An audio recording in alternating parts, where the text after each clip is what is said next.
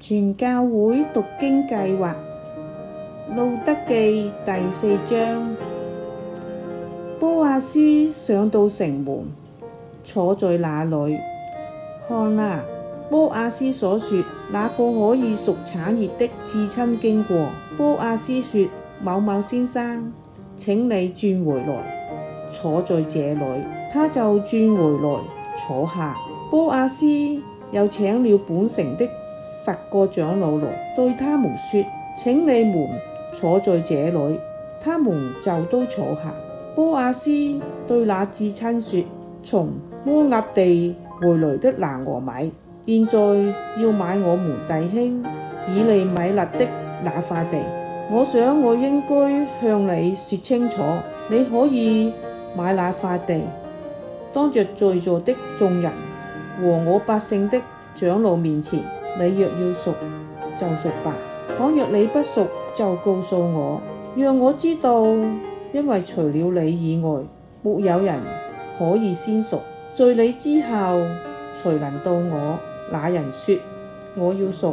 波阿斯說：你從拿俄米和摩押女子路得手中買這地的時候，也多買死人的妻子，使死人在產業上留名。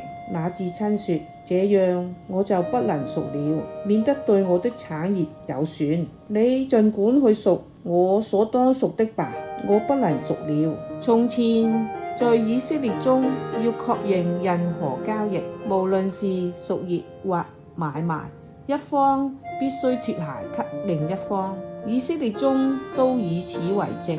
那至親對波阿斯說：你自己買吧。於是把鞋脫了下來。波阿斯對長老和所有在場的百姓說：你們今日都是證人，凡屬以利米勒以及基連和馬倫的，我都從拿俄米手中買下來了。我也娶馬倫的妻子摩押女子路得，好讓死人可以在產業上留名，免得他的名在本族本鄉的城門中消失了。你們今日都是證人。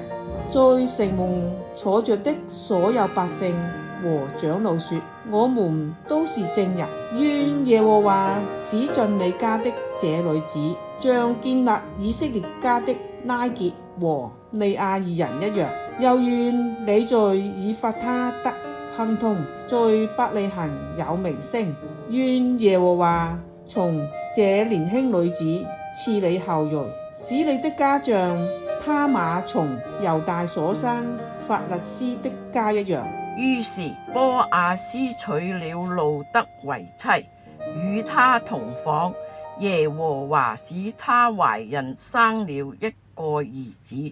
婦女們對拿俄米說：耶和華是應當稱頌的，因為他今日沒有使你斷絕可以贖產業的至親。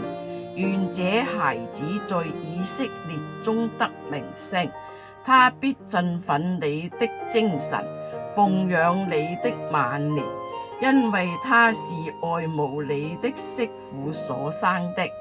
有這樣的媳婦，比有7個兒子更好。拿俄米接過孩子來，抱在懷中撫養他。鄰居的婦人給孩子起名，說：拿俄米得了一個孩子了。他們就給他起名叫俄備得。俄備得是耶西的父親，是大衛的祖父。這是法勒斯的後代。